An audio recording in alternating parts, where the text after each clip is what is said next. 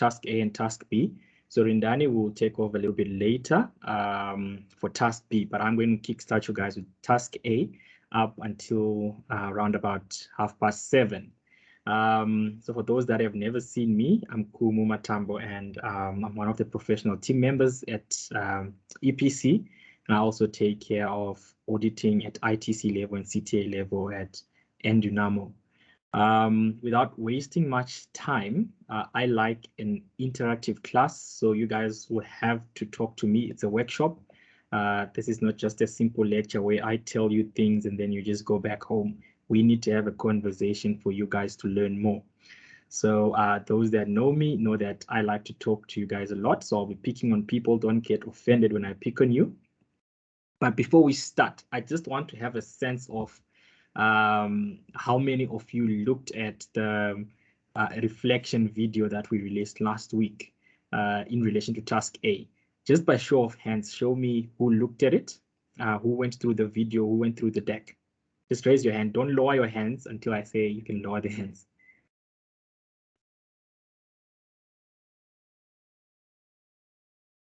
I like how Teams counts the hands. It's easy for me to see.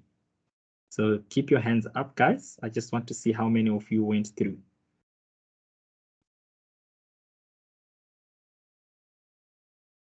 Okay, the numbers are still coming, so just bear with me. I just want to see how many.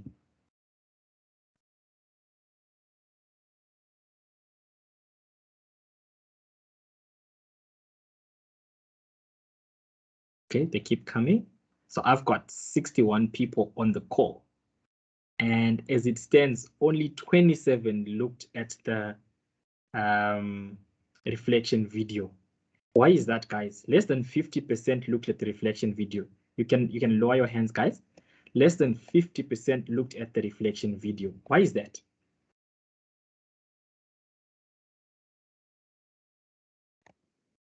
Why is that, guys? Who wants to tell me why they didn't look at the video? Because it is important, right? Because that's the very first thing you need to do when it comes to APC. You need to be disciplined. You need to work through the stuff that you need to work through for you to be successful. So why is it that only or just about half or less than half of the class or less than half of you guys actually looked at the reflection video? Why is that? Who did not look at it and why? You can talk to me, guys. Who did not look at it? Hi, Tara, how's it going? I'm good. How are you? Good. Why did you not look at it? I didn't have motivation. I don't know. I don't know if it just sunk in that I failed again. Yeah, I just feel like I failed too many times, and yeah, I just lost the motivation. Okay. I know it's not a good reason, but it's the truth. Well, quite rightly, I like the honesty, Tara, right? And what's important for you to learn from there is that you need to pick up the pace. You need to forget that this happened in the past. I was not successful. That is a thing of the past. Now we're looking into the future. You're writing in the future. You are looking back at what did I do wrong? How can I correct this? And part of what you just told me is part of what went wrong, right? It's how you look at things. Don't let those things weigh you down. I was speaking to a friend of mine yesterday who also wrote APC last year and did not make it, but they were telling me that they don't know if it's worth writing again.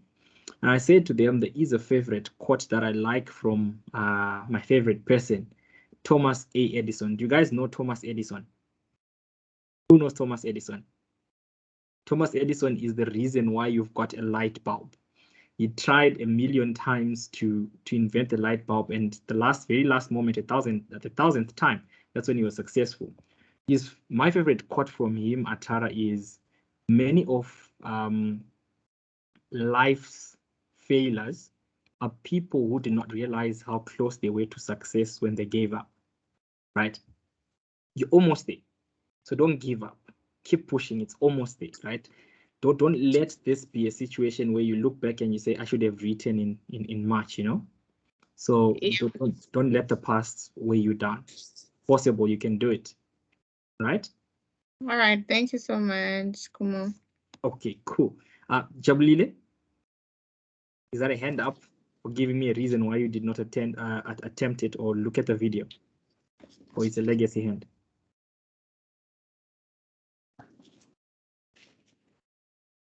Kazim, is it also a legacy hand?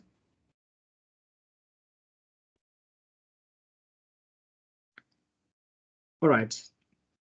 I think the key lesson from this, guys, is that you need to put in the effort. You need to put in the work. Things will not happen automatically. You need to work on it. So you see that if you did not look at the reflection video, you might struggle catching up in today's class, because I'm not going to repeat the stuff that we looked at in the reflection videos, in the reflection pack, because that will be double work. Today, I want to focus on the information on the day.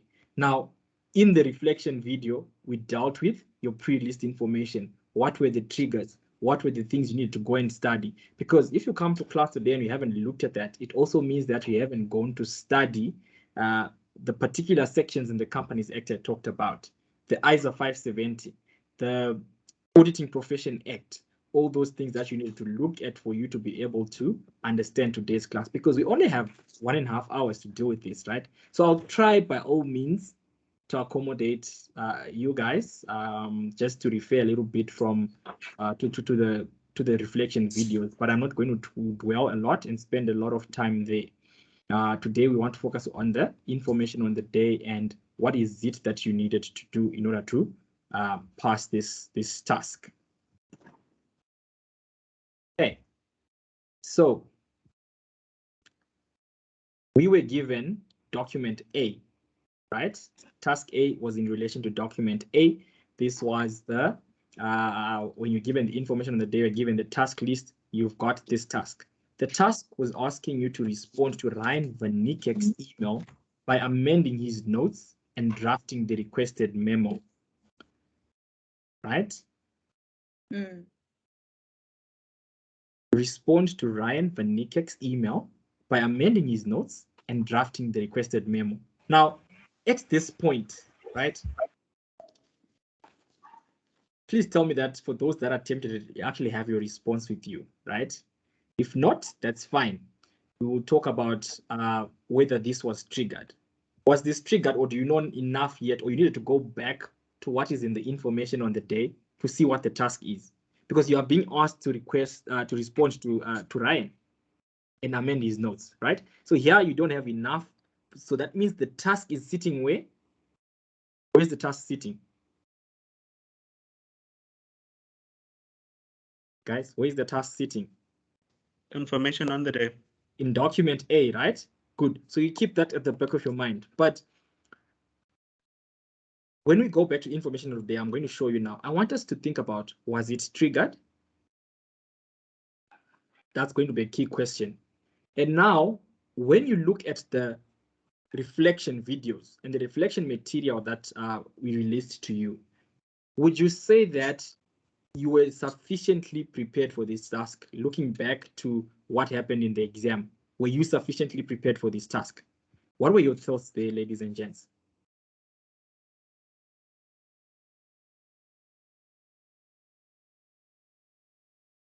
Anna, what were your thoughts there?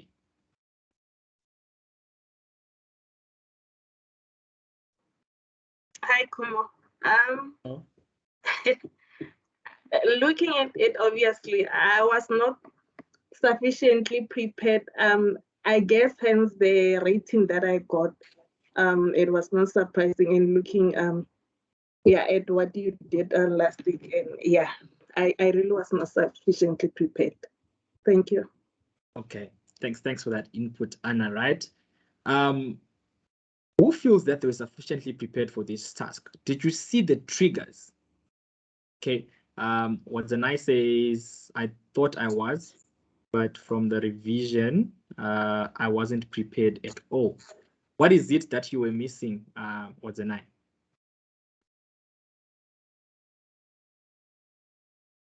Hi, Komo. Hello. I think for me, I picked out the triggers and I did research on the items that we did discuss on the info pre-release. But then in the during the examination, that's when I figured that I had conclusions in my head. So now to then address the information on the day, I think that's where I faced a challenge. Because during the discussions, I came out with conclusions of what to expect.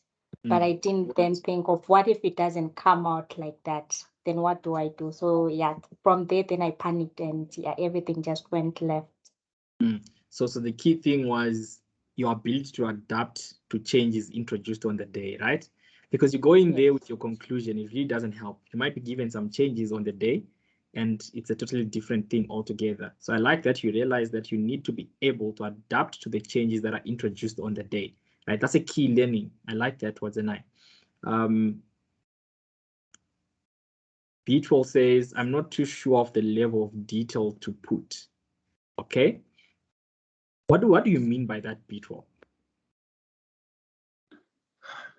Hi, Kumo. Hello. Good. I think I wasn't too far off from the request, because I believe I managed to address all the three factors, but I think I missed out on the coverage.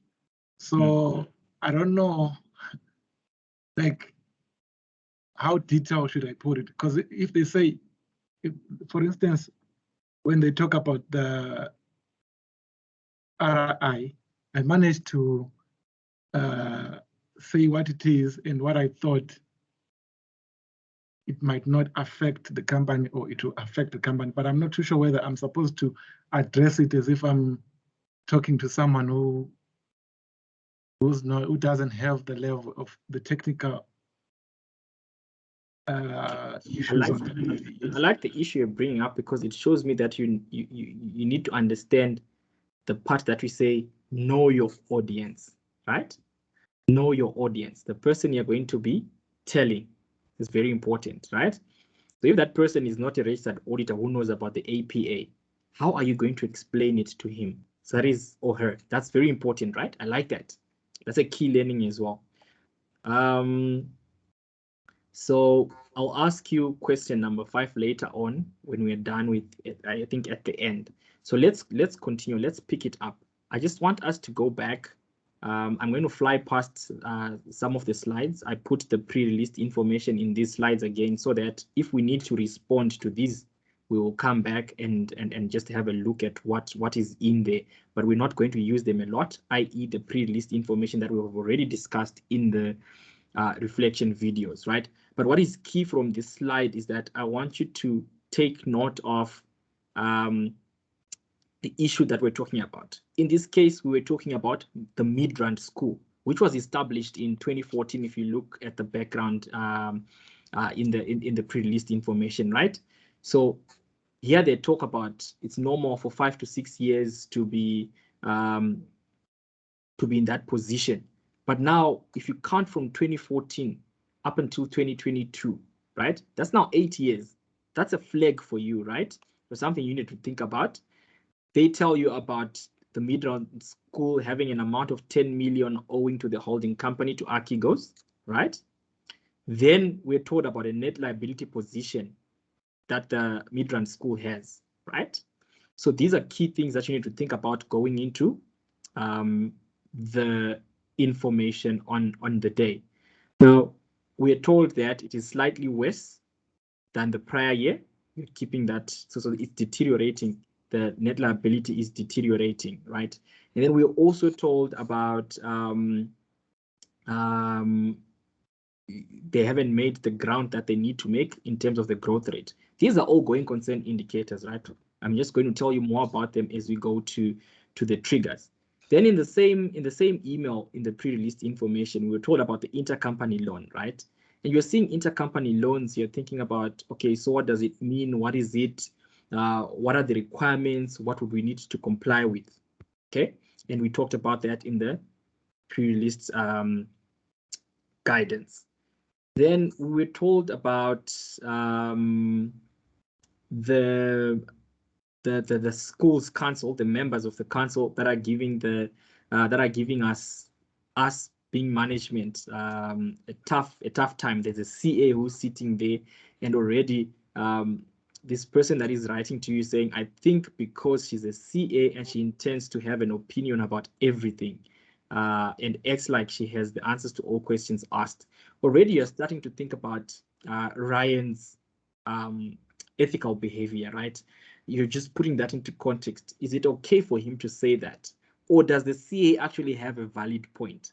What are the issues that are being raised? Right? Those are things you need to be on the lookout for.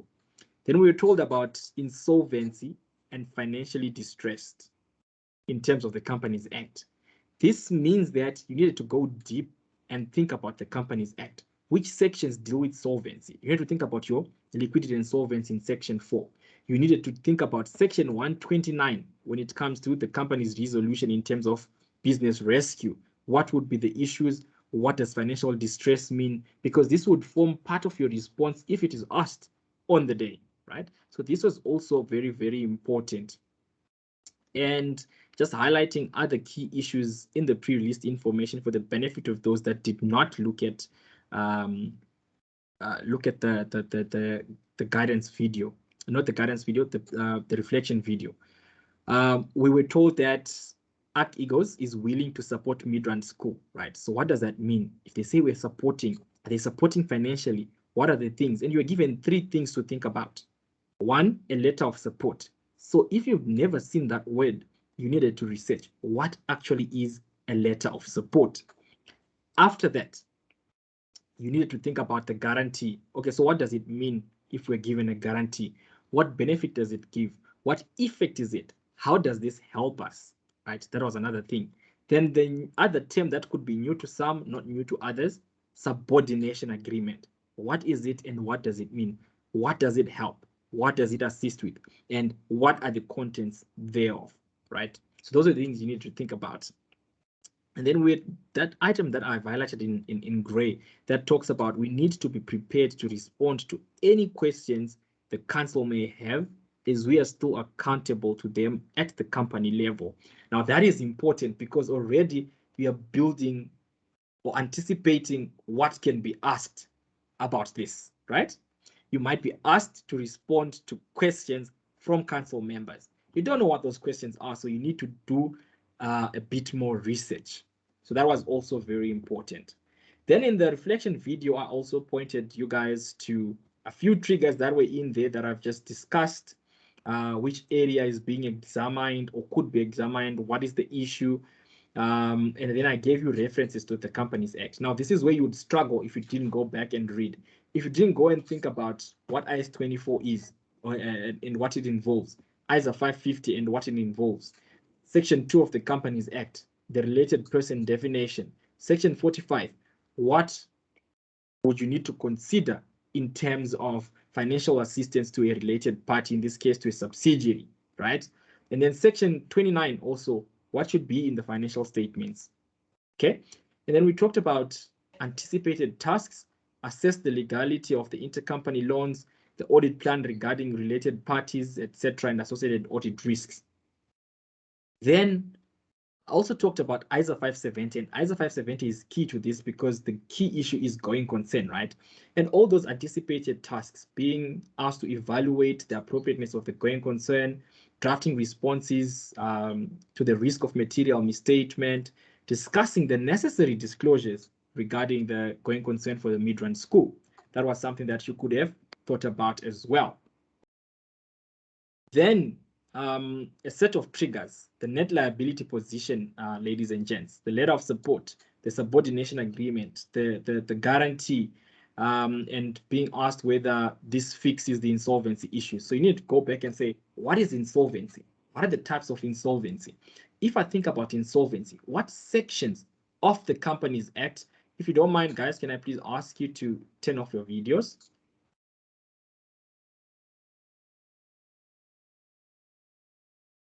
Thank you. All right.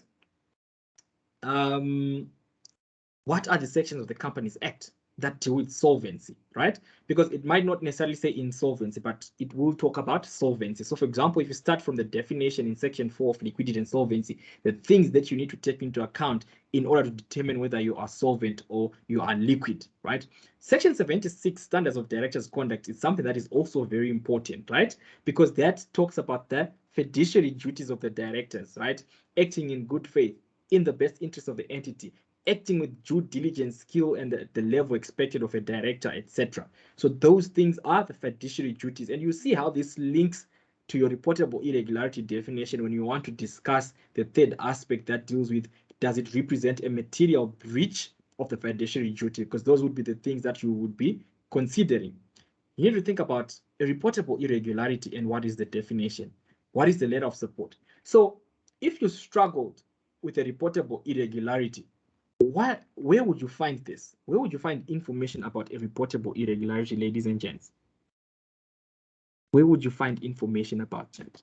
Hi, Kumo. Hi, Tara. Section 45 APA Act. Section APA. 45, is that where it starts? No, it Wait, starts from the definition of what again? Where is the definition? Section 1, right? Pretty much like text, they tell you section 1, right? So section 1 will tell you what is a reportable irregularity. Section 45 then tells you about the process to respond to a reportable irregularity, right? What about if the text in the act just confuses you and you're not following what they're saying? What would you do? Is there anything else that can help you to break it down?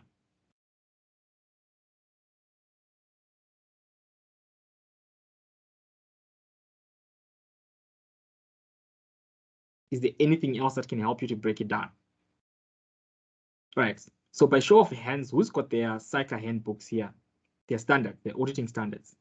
Do you have them with you? Fingers crossed that everybody has them.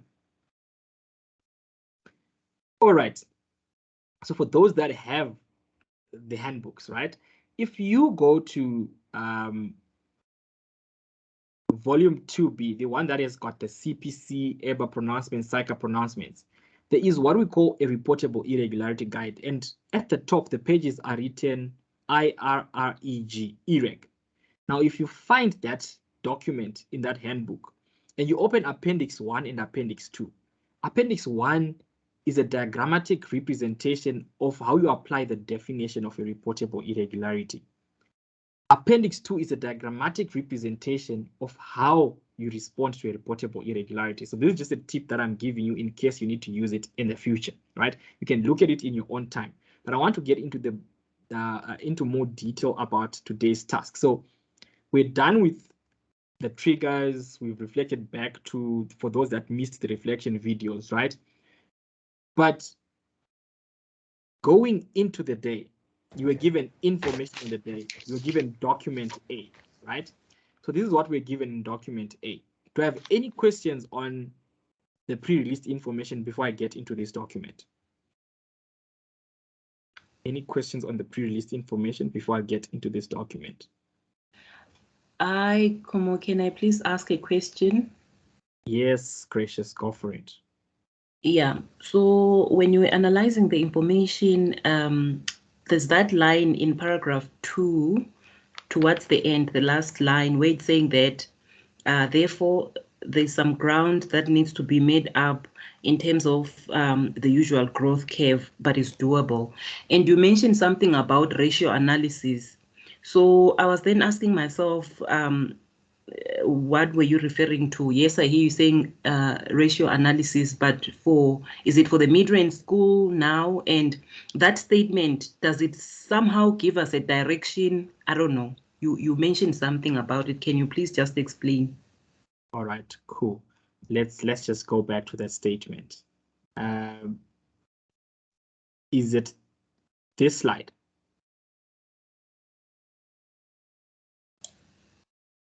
Hello. Yes. Is this slide, Gracious? That part that says, therefore, there is some ground that needs to be made up in terms of the usual growth curve. Right? Yes, and you linked the growth curve to the ratio analysis. You mentioned something about ratio analysis. Yeah. And, So ratios in the context of your financial performance, right? Because your financial performance will tell you about the growth of the business, right? So it's something you are looking at. You don't have a lot to think about at this point in time. And you'll see when you talk about information on the day, how your ratios actually come into this task as well. Does that make sense, Gracious? Okay, noted. Thank you. Okay. All right, so let's see, somebody put something in the chat. Can you please repeat which section explains the RI on the SAICA handbook? Do you mean the section or do you mean the guide?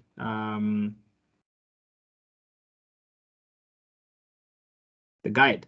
So Appendix 1 and Appendix 2 in the Reportable Irregularities Guide. You'll find it in the same handbook that is the CPC, the same handbook that is SAPS 3. All right. Awesome. So information on the day. We're given document A. Document A was an email from Ryan, and it was just giving you an update on the council meeting, right? And you did an attachment. So I've highlighted a bit of things that we need to think about.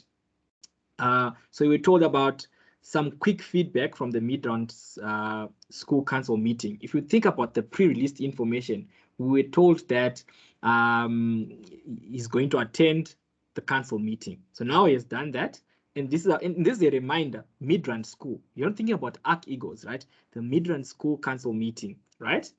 And you were then told, I received comments on the management accounts and the focus to year end.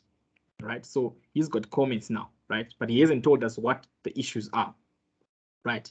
And this is where the drama starts.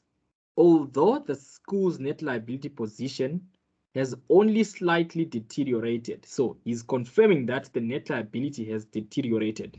Now, the question is, what is a net liability? This means that the liabilities exceed the assets, right?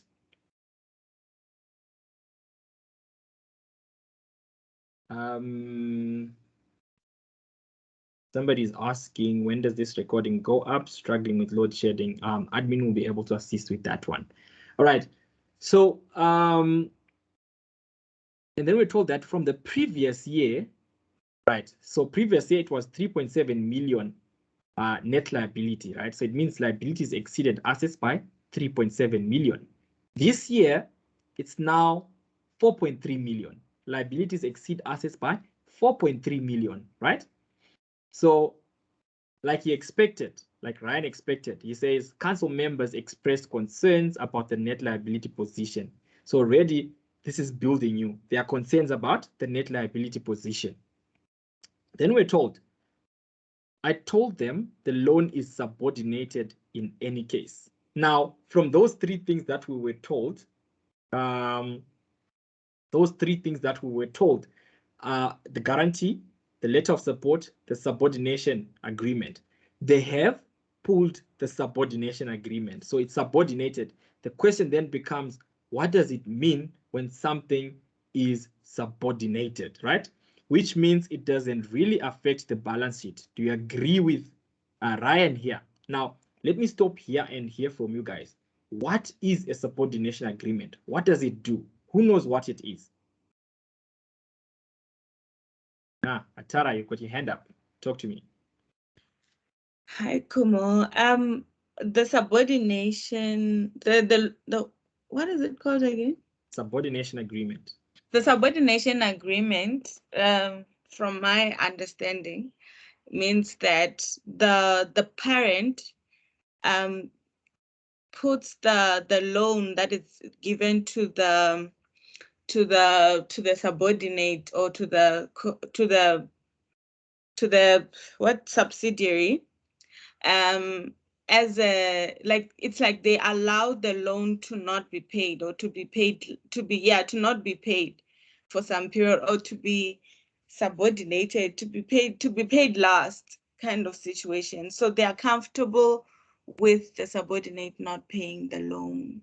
Okay, so subordination means the person that gave you, I like it, Atara, thanks. The person that gives you that subordinates your loan, or the person that gives you the loan can say, well, hold on, my loan repayment can take the back seat, right? You can pay every other debt until you are able to pay me and you're not in a net liability position, then you can pay the one that I have, i.e. you've subordinated that loan, right? So now when you understand what subordination means, and this person, Ryan, is saying, it does not necessarily, it essentially doesn't count as a liability. Now the question then would be, is it actually correct to say it doesn't count as a liability? Because the legal nature of it, it's still a loan, it's still a liability, right? It's just that it has taken the backseat from being repaid. So already you'll be thinking, I actually don't agree with you here. We need to be serious about what we're saying here. Atara, your hand is up again. Oh no, I thought you were asking a question. It's fine. Okay, cool, no problem. Okay, right. Then we were told at Egos, 10 million rand loan was subordinated. Now, here is where you need to start connecting the numbers. We are in a net liability position of 4.3 million. But in that, if I take out the 10 million rand which has been subordinated, it means we're still in a position to pay our debts as and when they fall due, i.e. we're still commercially solvent, we're still liquid. Does that make sense? Does it make sense to you guys? Are you with me? Yes, it does. Okay, so you needed to recognize that and you need to display that I've actually seen this and this is what I'm saying. Okay, then we were told that in addition, our auditors have been with us since inception and have a good understanding of the group's operations and financial patterns and have not previously raised this as an issue. What is your thinking on that line, ladies and gents? What are your thoughts on that? Wasn't previously raised as an issue, so it's okay. What are your thoughts on that?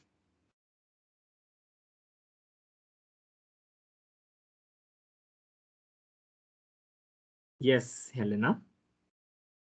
I'm thinking that it's a possible prior period error because the going concern assumption would have been inappropriate, perhaps.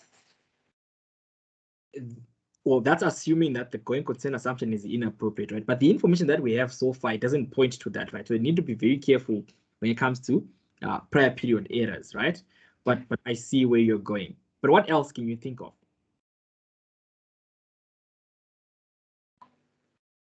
Let's see who raised their hand first. Okay, Atara, your hand is up. Hi, Kumo.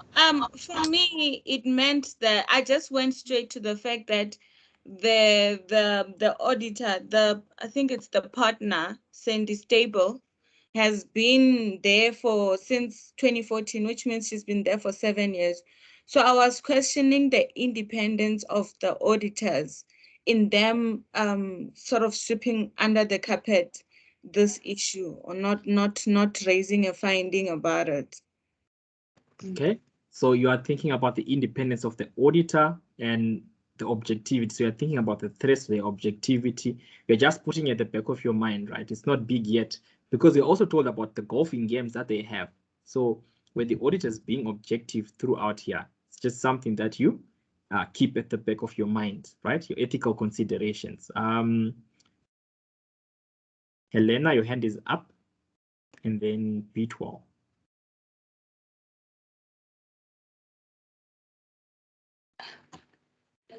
No, my hand is not up. Sorry. Okay, it's an old hand. Thanks. B12? Okay, Kumo. I'm also beginning to question the competency of the auditors. Is why didn't they pick that? Because they could see that there are issues with going concern, and also the confidence in is it the CFO, Ryan? If you say even if the auditors have got a good understanding of the company, it doesn't mean the going concern assessment is proper. You still need to do other things. So I think the statement is saying it's not right because they still need to give the auditors maybe the cash flows, the plans and everything. So there's a lot missing. I like that. Yeah. I like that. And also the fact that something was not raised as an issue last year does not mean it can't be raised as an issue now. Does that make sense? Awesome. Thanks, Peter. You can lower your hand if that's all. Right. Okay. Any questions on this slide before I move on, ladies and gents? Are you comfortable with this information and the discussion here? So Ellen Moses says the risk assessment procedures or extent of testing not sufficient or performed properly, right? They might not have been professionally competent. They might not have responded to their audit risk correctly. They might not have assessed their audit risk correctly. I agree. I've got 2 hands that are up.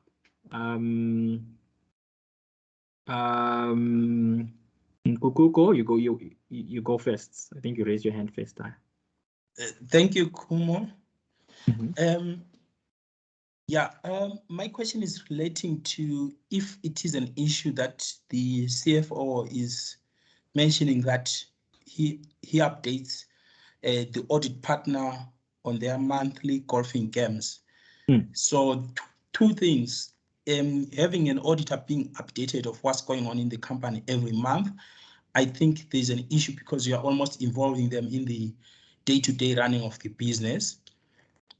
Secondly, the golfing games, in as much as there may not be anything that says you can't play golf with the audit partner, the familiarity threat may exist with the partner, and the partner has to assess that every time they do the audit to say, is their familiarity not jeopardized? So clearly they've established a long-established relationship here. They now have that familiarity threat, and this can be to the objectivity, the independence of the auditor. It can be any other fundamental principle like the professional competence and due care, right? Because this person will be saying, I always get updated, so I think things are fine, you know, and they end up not being professionally competent and exercising due care. It's a good point. Like it now. Your hand is up now. So I found it a tad bit confusing why they would say the auditors didn't find an issue when the loan is subordinated, and a subordination agreement is usually something that's requested by the auditors in order to mitigate against the going concern risk. So I wasn't 100% sold that the auditors didn't have an issue with it. So here you're questioning that statement, right? But you don't have enough information yet, right? Yeah. Okay, good. I like that. Going concern is tested on an ongoing basis. It might not have been an issue in prior, right? Somebody also saying that. Okay, cool. Let's move on to the next bit of this email on the day. We're also told that Katleko, your hand is up. Sorry, missed that one. Hi, Kumu. Sorry, before you move on, I just want to circle back to what you said about commercial solvency, and also the part where they were saying that they might be in a healthy or good net position when they do subordinate the loan. So in accounting, we can't reclassify a liability, right? As per IFRS 9. So the subordination, maybe it deals with when payment will be made.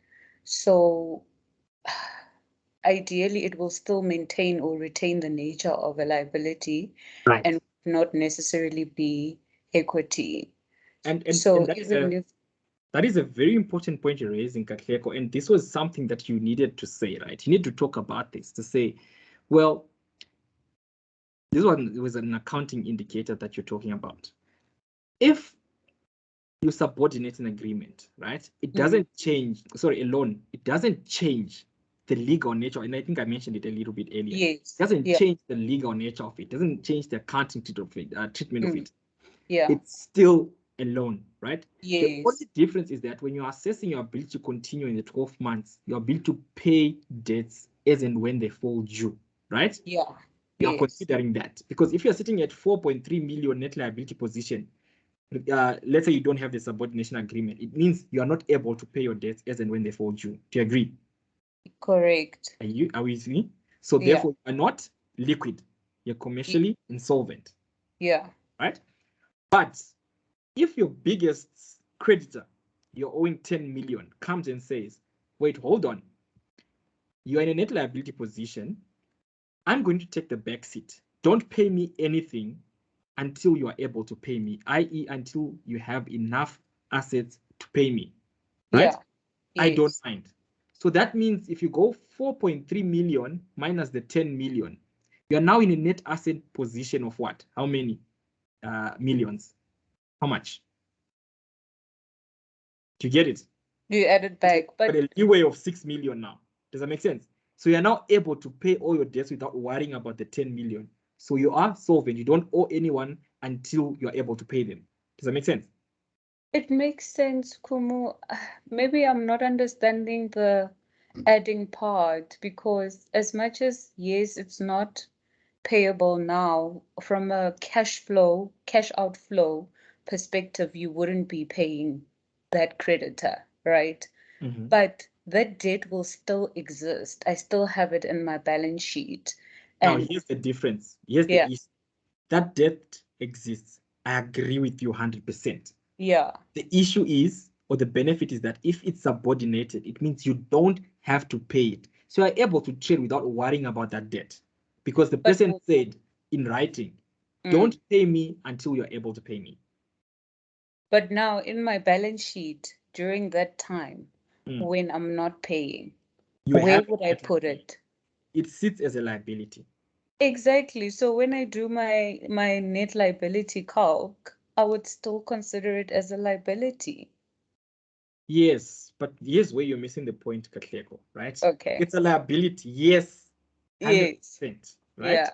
It will still be included in calculating your net liability, your solvency and all, right? You will say, we are not in a, sorry, we're not in a net asset, we are in a net liability position, right? Correct. However,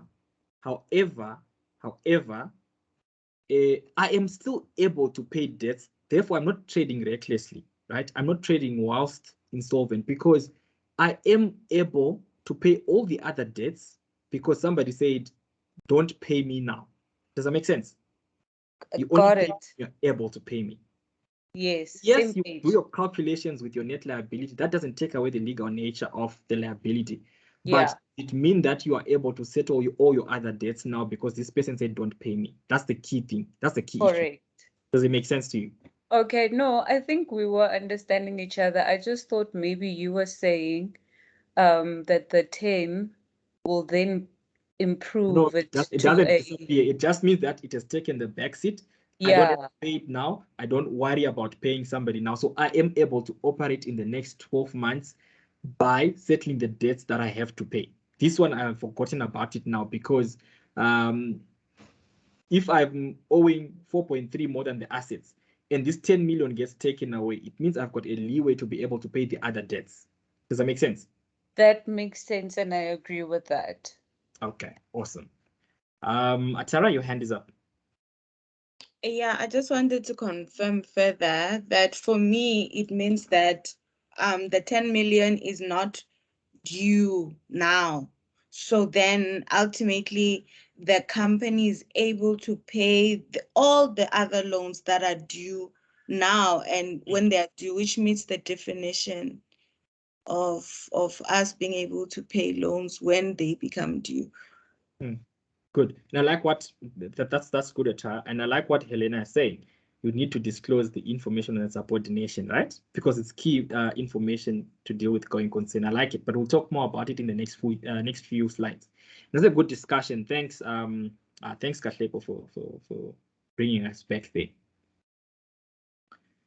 All right, you guys are now comfortable with the first part. Now let's talk about this other part now, this slide. Right, so Ryan says, I also tried to reassure the council members that Midrand School is a going concern, right? So there is really nothing to be worried about. That being said, they nevertheless raised the following questions to which I need to respond to. So because of the net liability position, the council members are not convinced, right? They still have questions. They're saying, well, yeah, you've got a net liability position of 4.3. How are you saying you're going concern? And this is where you need to say, and remember, going concern means you need to be able to operate within the foreseeable future, usually it's 12 months, i.e. pay your debts as and when they fall due, right? So now you need to convince them that I am able to pay the debts as and when they fall due because of 1, 2, 3, right? So let's see what the questions are. Question number 1. Does the school's financial position put us at a risk of a reportable irregularity being raised by the auditors? Right. Now, that horrible definition then comes now. How do you talk about it? There's no other way to answer this question without talking about the definition of a reportable irregularity. Do you guys agree? Right? Yes. Thanks, Atara. Question number 2. We say Midrand School is a going concern, but will the auditors be of the same view? What can we do to persuade them to agree with us? Right. Now the question comes now, right? What if the auditor comes and says, Midrand School is not a going concern? What should we say to them for them to agree? And these are the things we've been discussing now, right? We're going to talk about that in a bit now. Question number 3, what are the minimum matters that need to be disclosed in the 2021 annual financial statements of Midrand School regarding going concern, right? So what needs to be there for one to be satisfied that this is adequate disclosure regarding going concern? Okay, we're just going to talk about that in the next few slides as well. Now, Ryan says, I've drafted my initial thoughts on the responses to the above questions. Refer to the attachment to this email. Please amend as you deem fit and forward a memo addressed to the council members for me to review. Thanks. Right. What's the task here, ladies and gents? What do you understand by the last statement? What is the task? What should you be doing? Drafting a memo to the council members using the information or using the rough draft that he already has prepared. Okay, good. So we're drafting a memo. So if you don't do a memo format, a draft memo format, you have missed the train or the boat, right? Good. So number 1, you need a draft memo that's addressed to the council members. If you address it to Ryan, you're in trouble. You are addressing the wrong audience, right? Ryan is probably a CA. Ryan knows the technical language, technical bits, right? The council members are your audience. And remember, you were told that there's one CA in there, but you don't know the rest. Are they CAs? Are they at your level? So when you talk about it, when you're talking about things, when you're talking about responses to these questions, you need to know your audience, right? And this is for Ryan to review. Okay, please amend as you deem fit. So you might need to make corrections to Ryan. Atara, your hand is up. Yes, Kuma. I just wanted to say, because of my dislike of Ryan, I really don't believe that he's a CA. The way he was criticizing us there during the pre-release, I don't think he's a CA. But I agree that he's a financial person. All right, awesome. Okay, cool. Thanks, Atara. Right, guys, any questions on this slide before we go deeper into the questions? Wasn't I?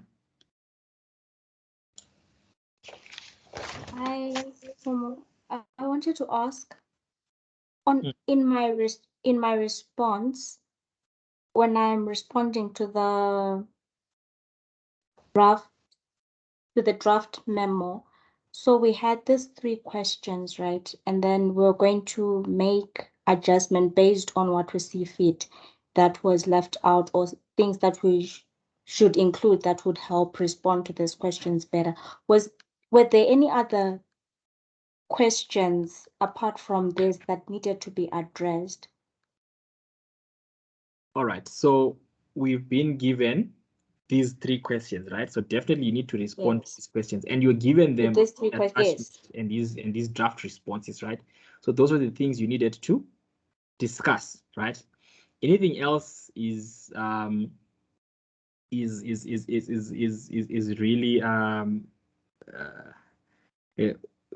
out of line of what you're supposed to be doing here, because they didn't ask you about the other things at the top that they were talking about.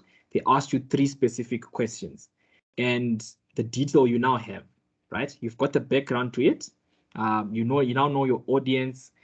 There wasn't anything else that they then asked you about. They said, I've drafted my response. So you need to see, do I agree with his response? Yes or no? What did he not consider? What else should he consider? Does that make sense?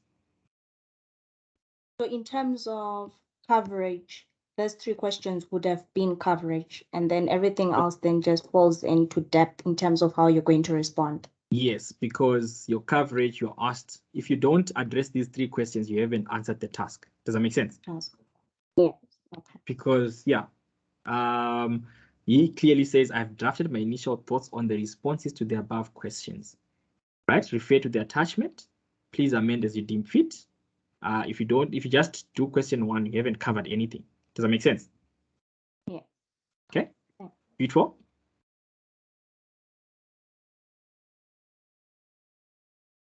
Sorry, Kuma. Yeah, I do understand that they only asked about 3 questions, but I feel like the first paragraph, if we need to correct something, we can also state, because we actually helping Ryan. If we can see that he's off ramping maybe on the net liability position, don't we need to at least highlight that, even if it was not part of the question? I agree. That's why you need to talk about, for example, I can't recall who, I think it was Kahleko who raised this. The accounting treatment doesn't change, right? It's still a liability. All those things you need to highlight and flag to him. But let's see what he says in his responses, right? Halalelo. I think I just wanted to be clear on this.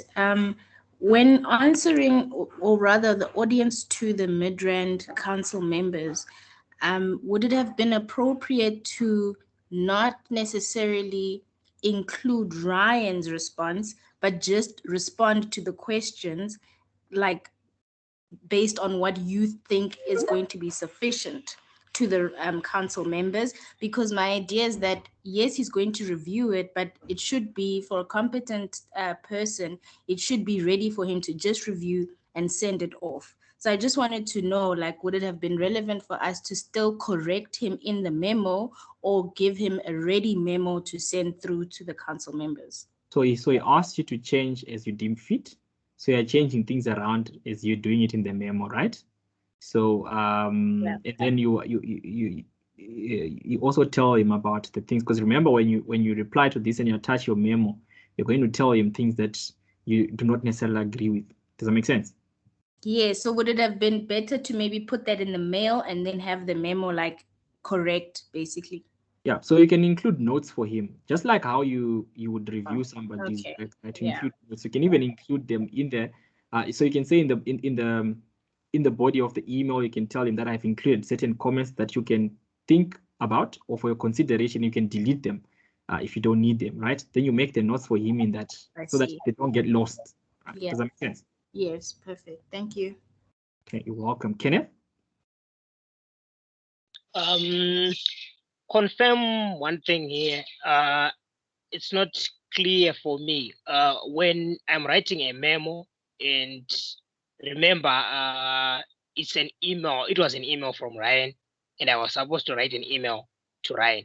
So does it mean that when I respond, I show that it's an email, then I would attach a memo again, and then okay. All right. So tell me this, Kenneth, right? Yes. If I write to you, I write an email to you, Kenneth, and I say, Kenneth, please send me a copy of let's say ISA 570, a soft copy of ISA 570, right? Yes. How are you going to send it to me? So I've sent you an email, right? Kenneth. I'll send it through an email. Then I attach it. More of like attach the document. Yes. Okay, good. I like it. So if I ask you, Ryan, please prepare a slide for me to just summarize ISA 570 and send to me, right? What are you going to do in your reply?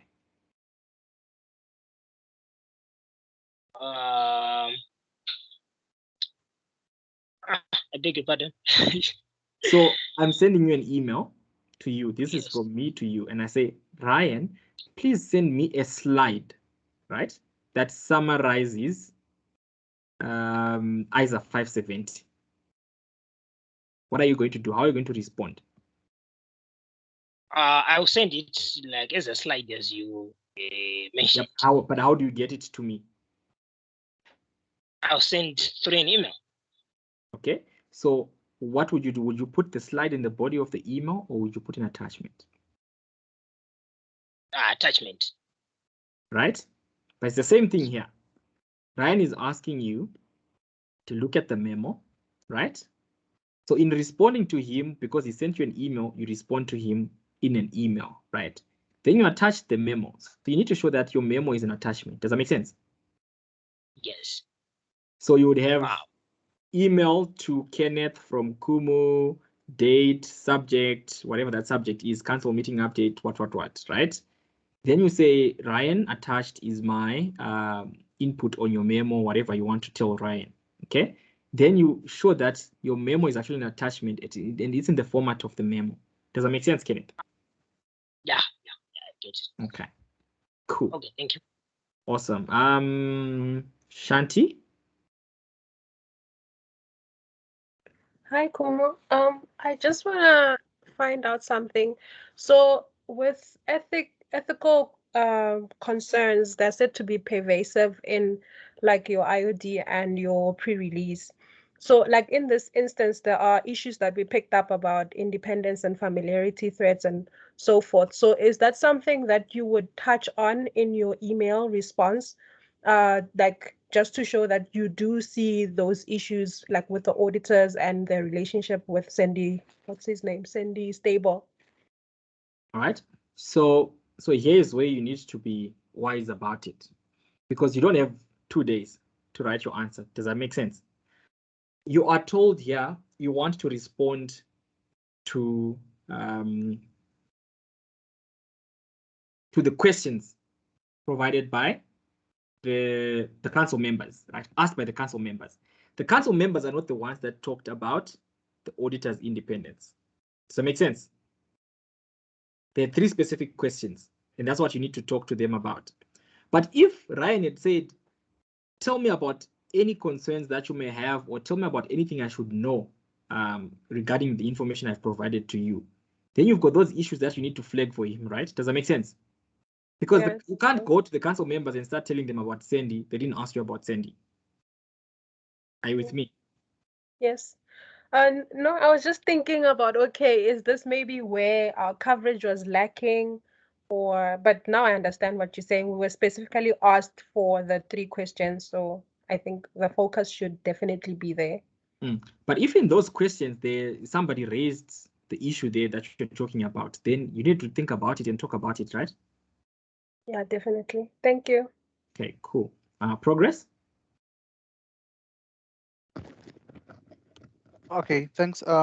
So before I ask my question, so I wanted to probably reply or add on a probing question to the ended question to say, so would it do any harm to say in the email, the body of the email that I'm writing to Ryan, I just highlight to him that he be mindful of the familiarity threats that are going on because of his interaction with Sandy.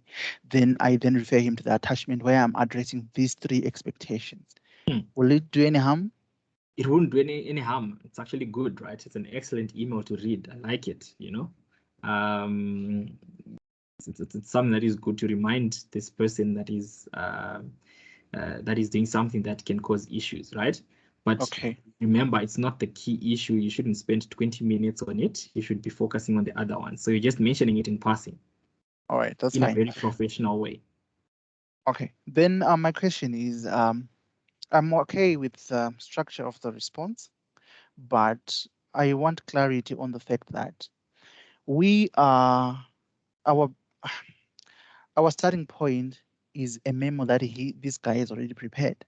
So I just want to confirm the structure in my head in the memo part of it to say, is it, I just want confirmation that, is it okay to say, I have one expectation, which is what are the violations of the whatever, what is this? The reportable irregularity, for example, right? Then I write the correct stuff, right? As if I'm writing to the council meeting members, council, I don't know, council meeting, whatever, members, right? Then I write the correct stuff. Then just underneath that paragraph where I'm writing the correct stuff, which are fleshed with the things that I have researched, right? I then put a comment which now criticizes what he had done before. Okay. So then I go on to the next expectation, then I write the correct stuff. Then I also then criticize to say, because definitely I have to highlight to him where he had gone wrong. For example, in probably the expectation number 2, where he's talking about the fact that we have a subordination, the subordination of the loan should give them sufficient comfort because it removes the net liability. That's incorrect. So because this is going to the council, is it correct to say I read the correct thing that no, it's fine, we have a subordination, what, but does not remove the liability, right? But then just underneath I put a comment, then I say it was incorrect for you to say this because of ABCD. But then in the email above I say take note of these comments. Yes, so in the email you're highlighting him and say to him, you can delete, right? I'm just putting it for you. Does that make sense? Okay. Okay. It's a good Yeah, way because of somebody, it was- right? yeah, Because, it was- when you want to point somebody to what they didn't do right, they need to know what it is, right? But you need to make note for him to say, I've included this maybe in red font or in italics or in bold, but just remember to delete it when you send it to the council members. Okay, that's fine. Thanks. I think this was quite a handful of a question. All right, I'm not sure what the first name is, but the surname is Chirindo. So T Chirindo.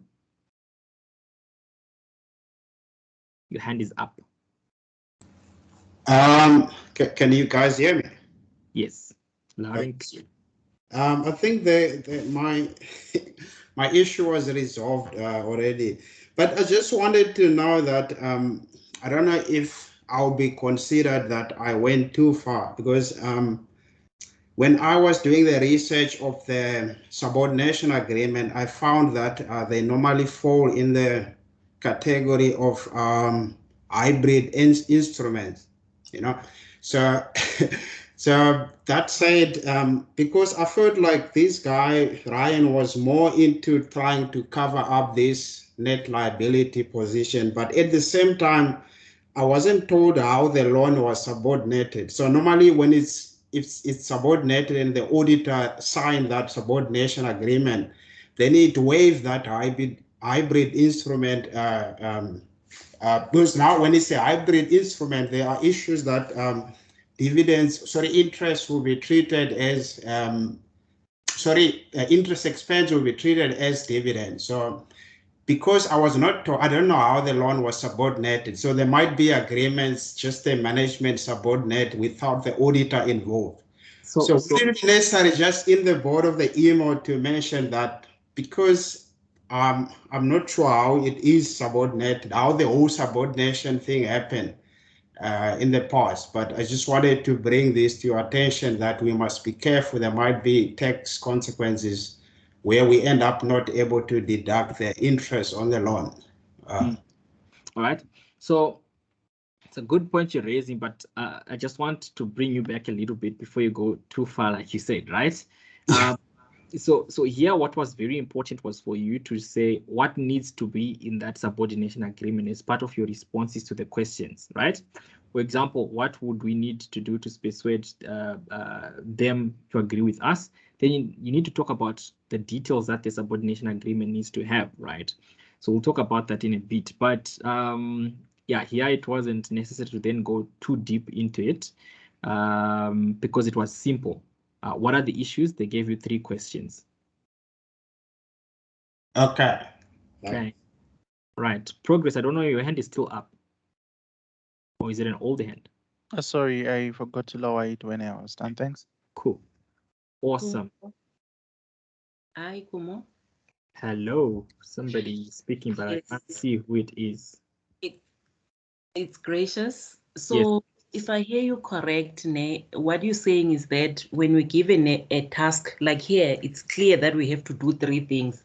So it would be wise then to just go straight and start with what is required. Then when you have time, you then go and add the things that some of the candidates were mentioning. The things that will give you higher level application. I like it. Right? So you need to make sure you cover the things that they're asking you for. Then you can think about your higher level application.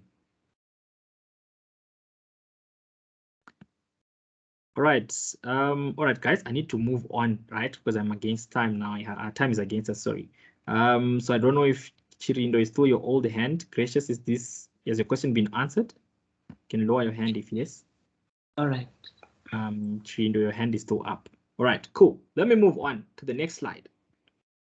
Right, now still in that document A, you were given an attachment, right?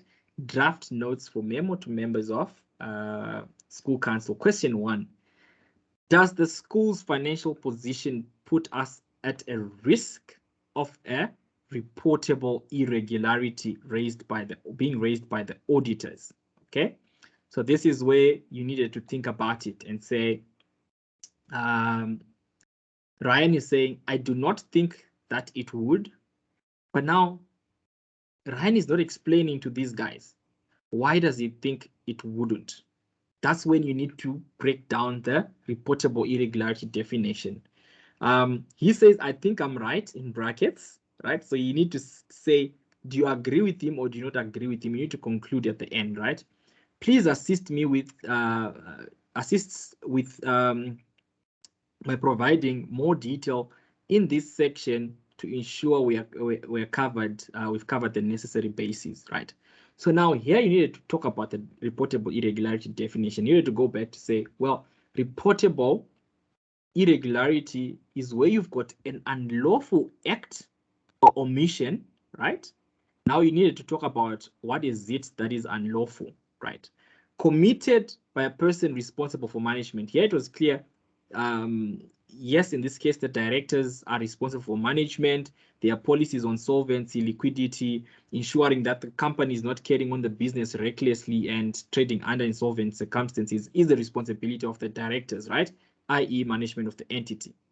But now when it comes to the unlawful act, you need to think about what is it that makes it unlawful? Well, number 1, if you trade recklessly, right? If you think about Section 22 of the Companies Act, right? Trading with gross negligence, or if you trade like that without applying the financial distress provisions, for example, Section 129 of the Companies Act, right? The company resolution to begin business rescue, right? Because then in that case, you would think about a company that is financially distressed if it appears or reasonably likely that within the next, I think the Companies Act says 6 months, if I'm not mistaken, right? It will be insolvent or unlikely to be able to pay its debts. Then you are in trouble, you're in financial distress. Therefore, one would be thinking about commercial insolvency and factual insolvency, right? Now, if we think about the Midrand school, ladies and gents, the Midrand school, we are told about that it is factually insolvent, assets are less than liabilities, right? But however, that issue that we're talking about at the beginning of the class, I can't recall who was talking about it. I think it was Katleko, right? It does not appear that they are commercially insolvent, right? Because they're getting the financial support from the holding company in the form of a subordination agreement, i.e. we're saying that we are bank ranked in favor of other creditors, okay? So that's okay because then you'll be able to pay all the other debts, i.e. you can make payments, right? But however, we still have the net liability position. It doesn't take that away. You need to make a point about this, right? It doesn't take away the fact that we're still in a net liability position. and that is key, right? It would still be taken into account in calculating the solvency, in determining factual solvency, etc., right?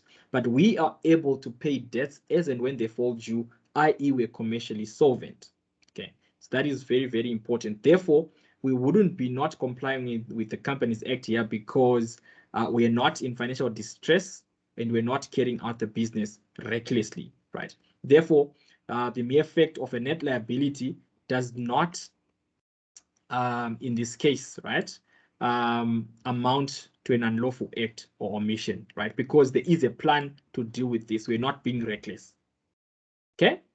Then you needed to think about whether it meets the conditions in the definition of an RI. Number one, caused or likely to cause financial loss.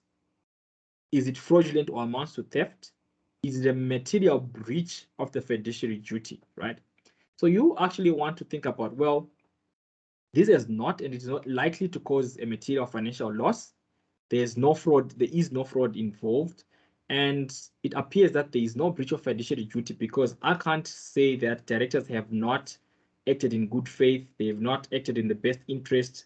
They have not acted with the level of diligence expected from the level of directors. So I don't think it meets any of these. So therefore, you needed to actually conclude and think about, well, it is highly unlikely that the auditors would conclude that this is a reportable irregularity, right?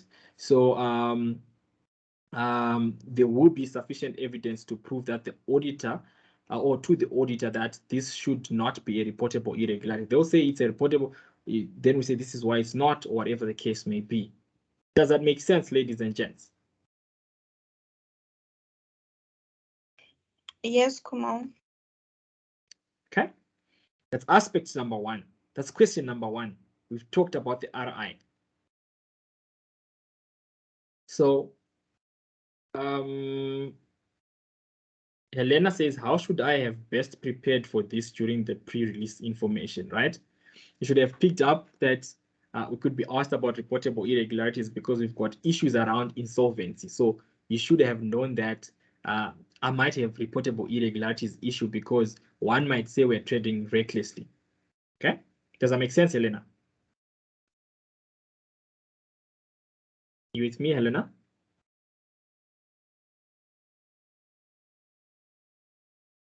Okay, good. Awesome. So let's talk about question number 2, because now we've dealt with this. Do you agree? The question was, does the school's financial position put us at risk of a reportable irregularity being raised by the auditors, right? Then we've explained why we don't think it's a reportable irregularity, right? We've answered that part of the question. Then you've got question number 2. Question number 2 was, we say Midrand School is a going concern, but will the auditors be of the same view? What can we do to persuade them to agree with us, right? What is the issue here? What is the issue here? So here, you need to realize that even if the loan is subordinated, it is still a liability. We've talked about this over and over again, right? As the subordination does not change the nature or the legal nature, but it only changes the ranking of the loan, who gets paid first and when, right? So Midrand School is still in a net liability position. Therefore, it would be management's responsibility, right, to make sure that we support our going concern assumption. Okay. If you think about ISA 570, ISA 570 can ask the auditor to consider the material uncertainty regarding going concern, right, which can be triggered by a net liability position. But we're not there yet because we can prove that there's no material uncertainty here. We are able to go without any doubt, right? So you would then be able to say, well, we need to be comfortable. We're comfortable that we're trading as a going concern. There's no material uncertainty here. We do not have liquidity issues, right? Because we are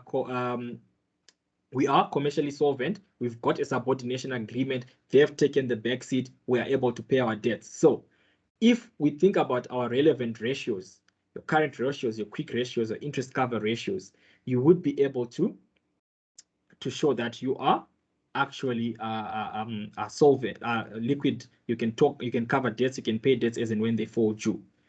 Then you need to make sure that, well, in order for us to prove to the auditors, we need, so to convince the auditors, we need to actually include a specific statement on our going concern assumption in the management representation letter. So we need to say to the auditors in our rep letter to them about going concern, right?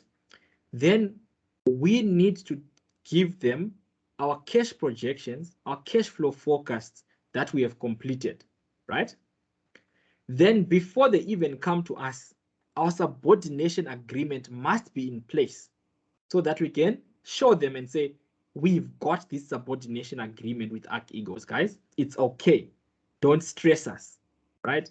Then you need to think about that subordination agreement needs to have certain provisions in it. It needs to clearly show that, well, the loan is back ranked, i.e. it's taking the back seat, and no payments will be demanded or accepted by Arc Eagles, right? Until such a time the Midrand school is in a net asset position and able to pay that debt. Okay, so that was something that was very important. This is what you needed to present to the auditors to convince them. Does that make sense, ladies and gents? Are you with me there? Hi, Kumo. Hmm. I am with you. I think I didn't see that I needed to also mention the content of the letter. Right. So hold on. So the question says, we say Midrand is a going concern, but will the auditors be of the same view? What can we do to persuade them to agree with us, right? You can't just give them a subordination agreement. You need to show them that in this subordination agreement, there's this information that makes me a going concern. Does that make sense? Yeah, it does. And also I wanted to ask, is this where ISA 570 is coming? Right. When you talk about... So ISA 570 is what the auditors need when it comes to going concern, right? Yeah. So here you need to talk about that. Sometimes they can think about material uncertainty, but I'm saying we don't have a material uncertainty because of 1, 2, 3, and you need to prove it to them, right? You need Yeah. to show them that I've disclosed 1, 2, 3.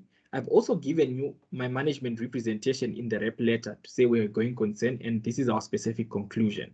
So the things that the auditor will come and ask you or the client when it comes to ISA 570, you need to already have an answer for them. Does that make sense? Yeah, it makes a lot of With sense. Thanks, Kumo. You're welcome.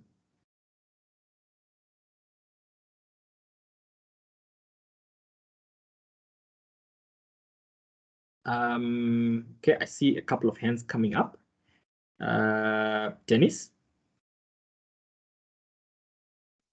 Hi, I just want to confirm from what you're saying.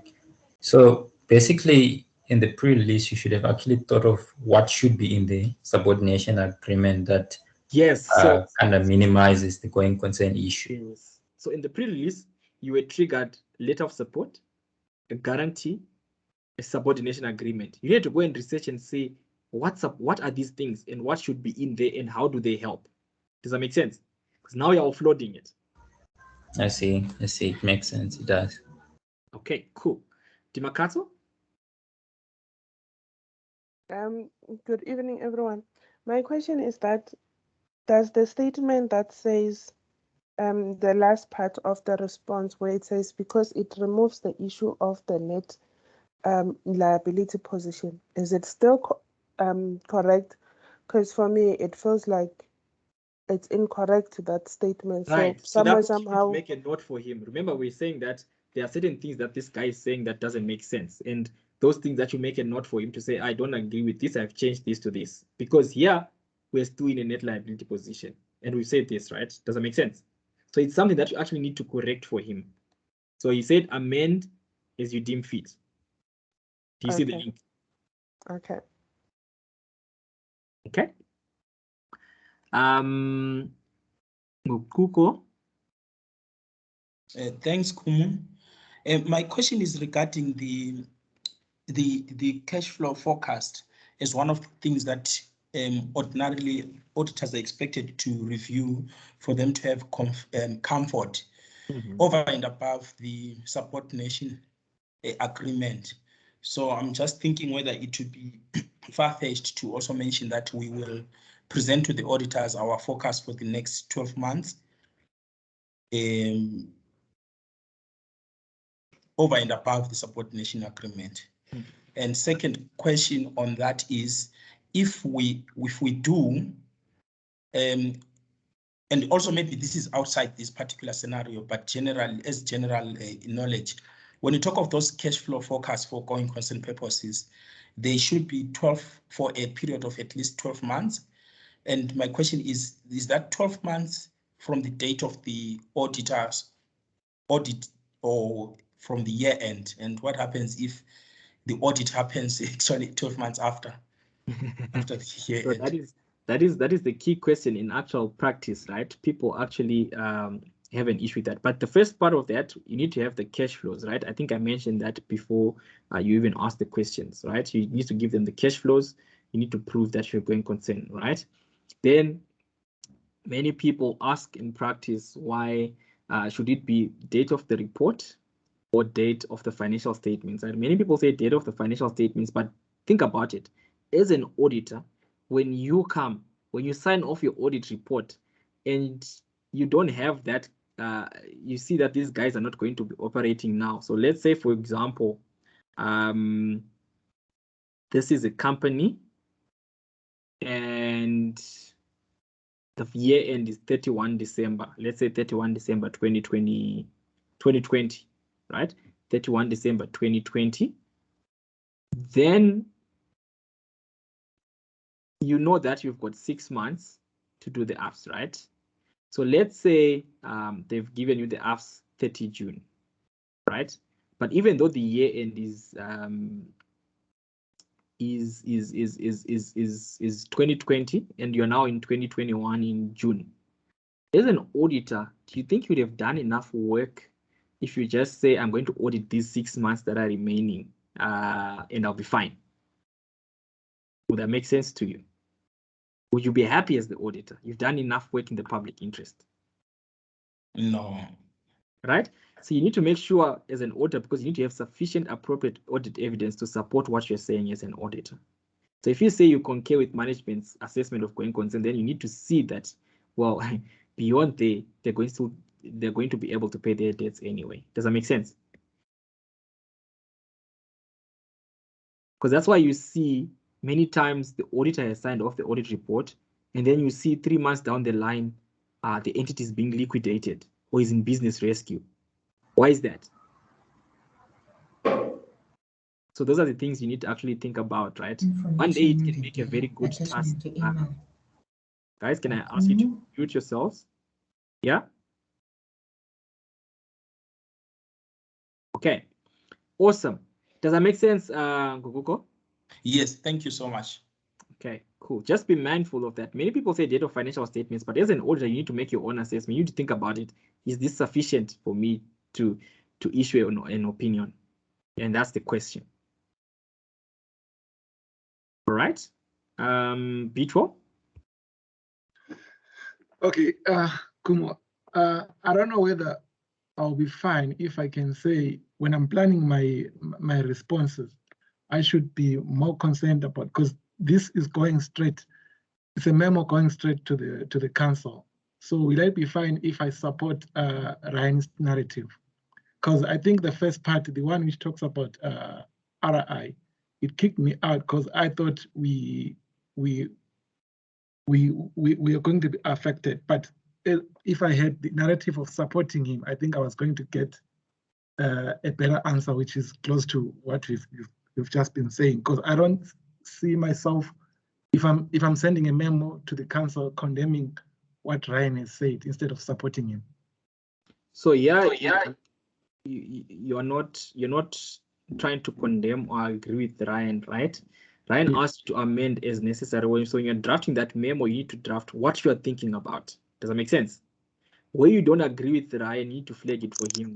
Say, well, I've made a note for you on 1, 2, 3 because I don't agree with you on that. Does that make sense? That doesn't mean you just have to agree with him on everything. Like here, he said the net liability position has been removed, so I'm happy. That's not correct. It doesn't change the nature of the loan. Okay. You need to raise it for him. Awesome. All right.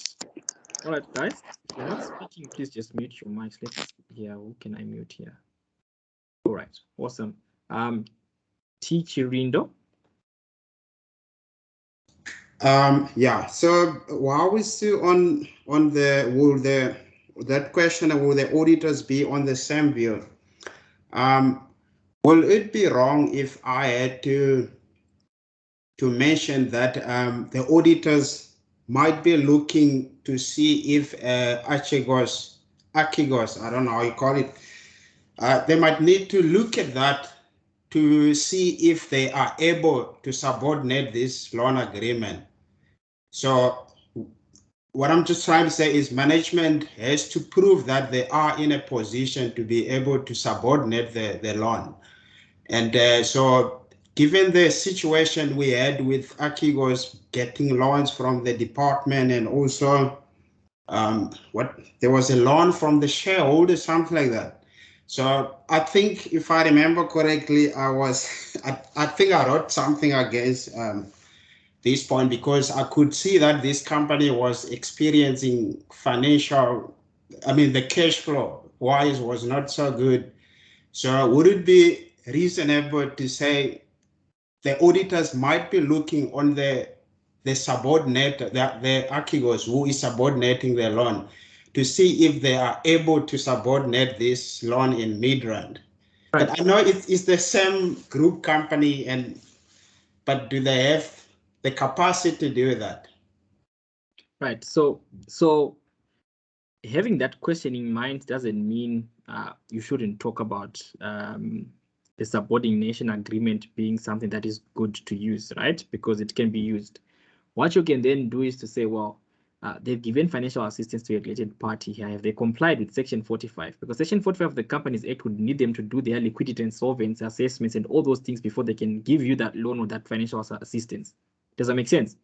So mentioning that would be a good point, that they can ask for that. But if this is in place, we can show them that there is actually a special shareholders resolution that approved this financial assistance to us. Does that make sense? Yeah, I was going to go to that to say that if they didn't comply with Section 45, then the transaction will be void. I mean, it will be. But here you asked, what should we give them? Then you must, here you're already saying, because Ryan told you that this is fine, this was given, we've got this agreement. Then you say, well, we might as well give the auditors a copy of that resolution. Does that make sense? Because this is what is being asked. What should we give them for them to agree with us? Yes. So don't restrict yourself. Don't go off track and try to explain all the other issues, but say, well, we need to give them this because this is what they're asking for. All right. Thank you. Okay. Dennis, your hand is up again. I just have, I'll just take this last hand before I move on to the next slide, just to make sure that we are on track with time, because I need to be finished by 19:30. Dennis? Okay, I'll be quick. So, in light of what you've just been speaking about, so are you also saying that, looking at the validity of the subordination agreement more than the fact that it's just signed? Yes, because you can't just see, as an auditor, you need to authenticate these things. You need to investigate them. You need to make sure that it's appropriate audit evidence before you can rely on it. Okay, but will you also not be, going a little bit overboard in terms of, if you're going to assess the group and Archegos, are you not going to be, going into Actually, in practice, you need to think about it. Are these guys actually capable? For example, if it was a letter of support, then you actually want to know, can they actually financially support? Do they have the money? A subordination agreement is a bit different now, because you're just saying, well, don't pay me now, it's fine, right? But if it was a letter of support or a guarantee, right, then you need to actually say, well, give me the evidence that you guys can actually support, like you're saying. Because the financial support will say, whenever they'll need money, we'll give them this money to do it. Does that make sense? Yeah, it does. It does. Thank you. Awesome. All right.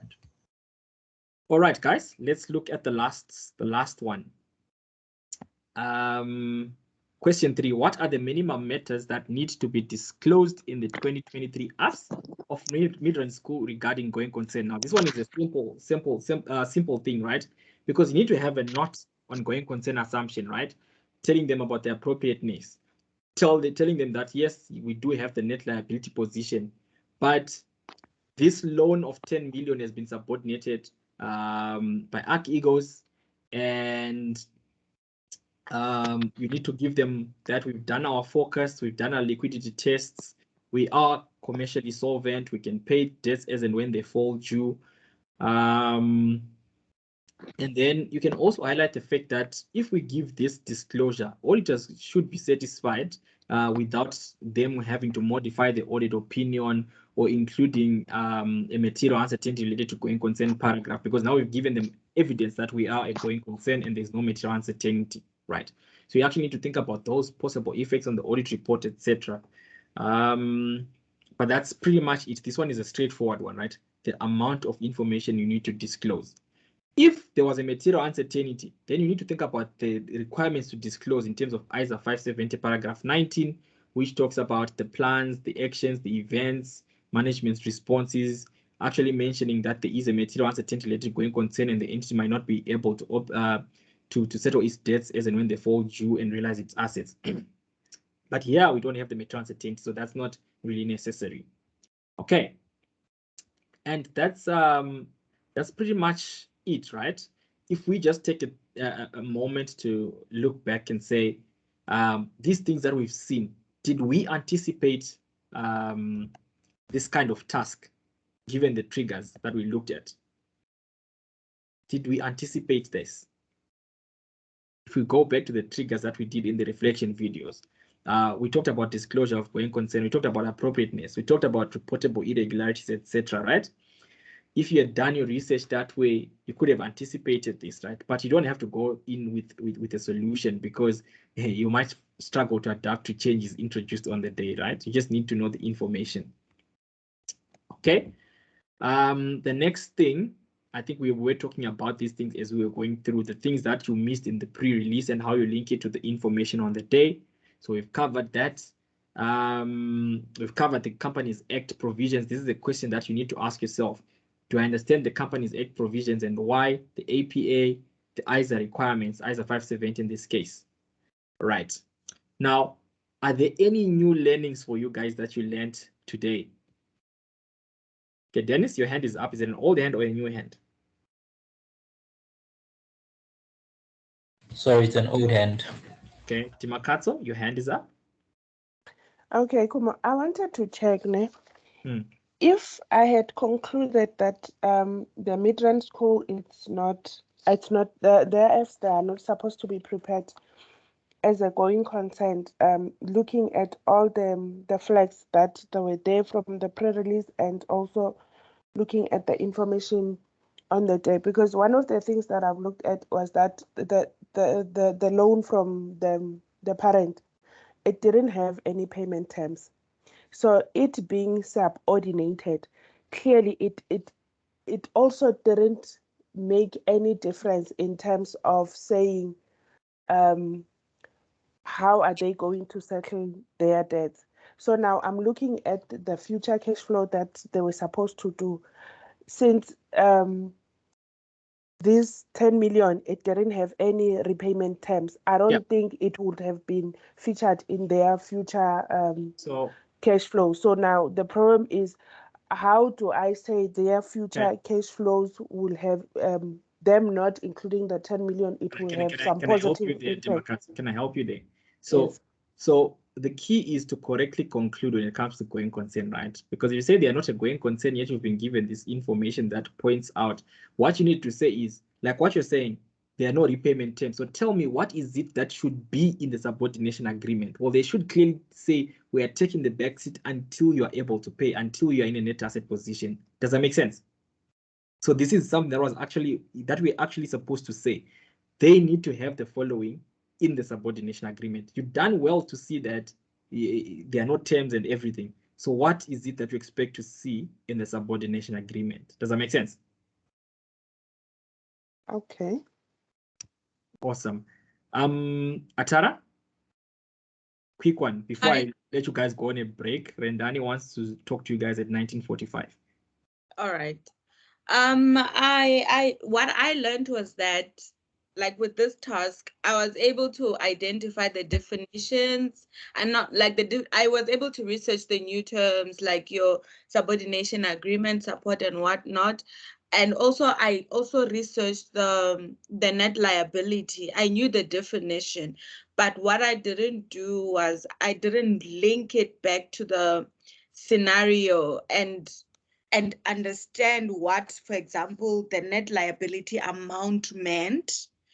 And also the subordination agreement, I didn't link it back to what it means for the going concern, and that for me made me not to be able to put the answer in a way that I think Saika would have understood. So I learned that even though you identify the new terms, it's not enough to just research what it means. You must again go back and understand what this means for the case study, for the company. And also, if that's what it means, then what else do you need to do? Like the amount, I liked the fact that you said the 4.3 million meant that its liabilities exceeding the assets by 4.3 million. I didn't go further to say by what amount. So that amount on the day didn't mean anything to me, which is why I wasn't able to get to the conclusion that the financial position became positive. I didn't know what to do with the 10 million. The fact that the 10 million, like the minusing of the 10 million from the 4.3. Doesn't help. Yeah, so I got to understand that over and above me identifying the definitions and the new terms and applying the technical, I need to know exactly what means so that I'm able to explain it on the day. Awesome. Right, great, guys. I'm seeing a little bit of comments in this day. I like it that you guys found this feedback helpful. All the best with task B, and I'll see you guys in the other auditing and ethics task that we're going to deal with later. All right. Till then, I look forward to, and please, guys, in my next reflection, watch it so that we can have a very meaningful conversation in the workshop. All right. Awesome, guys. I think you guys will be back at 1945 for Rendani's task B. Cheers, guys. It's a pleasure, guys. I see the thank yous coming through. Good luck. Thanks, Kumu.